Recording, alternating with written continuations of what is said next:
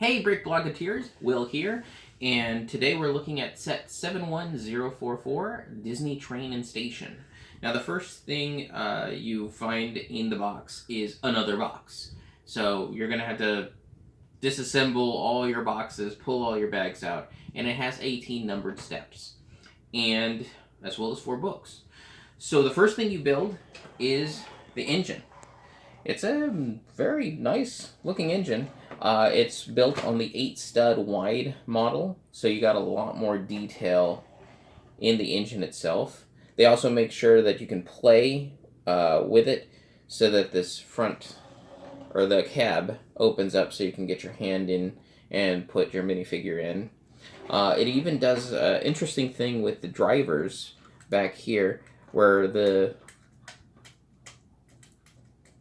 you actually see the rotation. It's all a pure effect, but it's something that they don't normally do. Now, the one thing I don't care too much about for this particular engine is the floor of the cabin is not solid. It's based on whatever's down here. The problem is if you stand a minifigure right in there and get too sharp of a turn, it's going to knock your minifigure off. The reason why they're doing that is because while it's in motion, and as long as you have a soft curve, it actually looks like the minifigure's moving left and right within the cabin, so it has a bit of an animatronic feel. So, pros, cons, overall, it's a good looking engine, so not too much to complain about. Next is you actually build what actually powers the motor and is the motor. The cold car.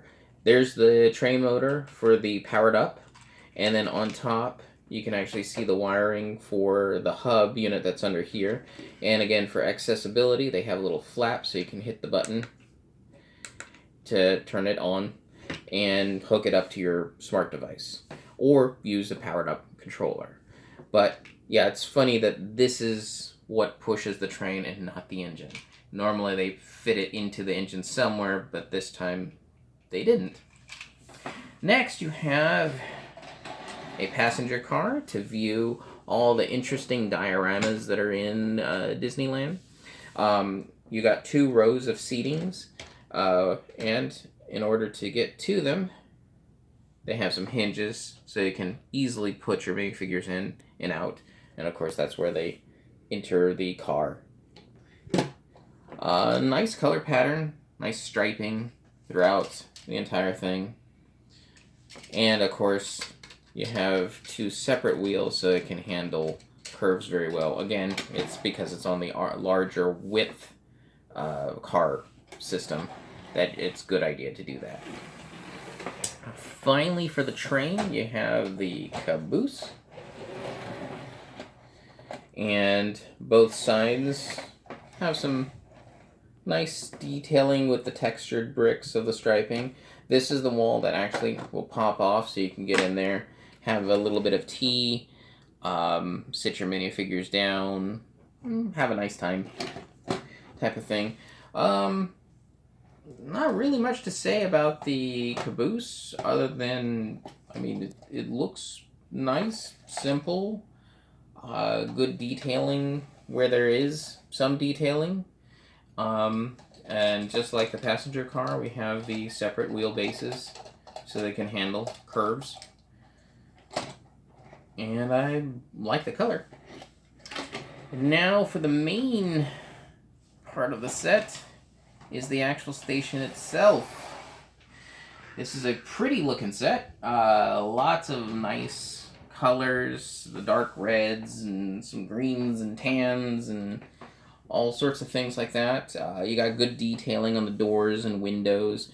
I really like the wrought iron work at the top sections that uses a combination of skeleton feet and handcuffs. And then if you turn the whole thing around, you got a nice play set with mini models of 2 different types of trains on this side. You even have a mini Lego Disney castle tucked away in there. Let's see if we could pull it out. It's kind of hard to get to. Got a cute little mini Disney castle. It's not attached to anything, so that might fall out. Again, you got the ticket counter inside there, nice bench, a weighing system over here, nice chair with a cup, a little machine that I am not sure what it does, but it's there. I'm guessing it's a coin flattening machine. Way back in the corner, which is really hard to see, is a little umbrella uh, type stand to hold all your umbrellas, and you even get a little pink umbrella. As for the figures, you have plenty of spots to put them up front, but you've got new printing for Mickey, Minnie, Chip, Dale, and of course the special thing is Goofy. So we haven't really gotten a Goofy anywhere. So here's Goofy's debut. Really great looking head.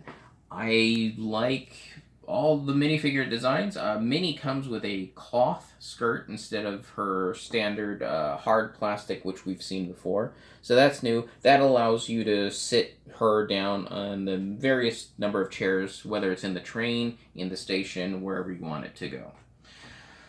Overall, I would have to say if you're a Lego builder and looking for a great Lego building experience, you probably will be better served picking up something more like the Tree House, because this, for all its great detailing look, is a fairly simpler set to build, and that's going to be shown off by the 12 plus age rating on this.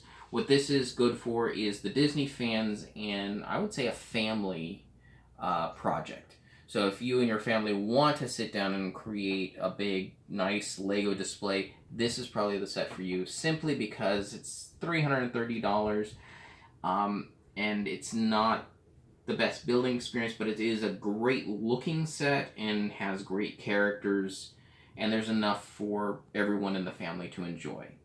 So if that interests you, check it out at the Lego store, and until then, happy building.